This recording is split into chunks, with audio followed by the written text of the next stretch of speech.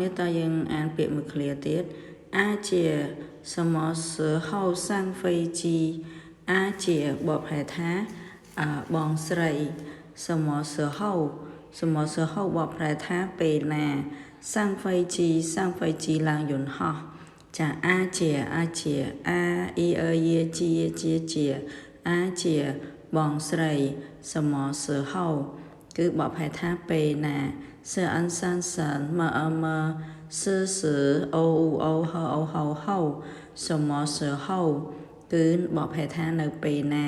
上飞机是安山上飞机上飞机បបហេថាឡើងយន្តហោះអាចជា什么时候上飞机បងស្រីពេលណាឡើងយន្តហោះមានន័យថាយើងអត់ដឹងថាគាត់នឹងឡើងយន្តហោះនៅពេលណាទេអញ្ចឹងយើងសួរគាត់អញ្ចឹងណាអាចជា什么时候上飞机សួរថាបងស្រីពេលណាឡើងយន្តហោះចា飞机ហ្នឹងគឺយន្តហោះ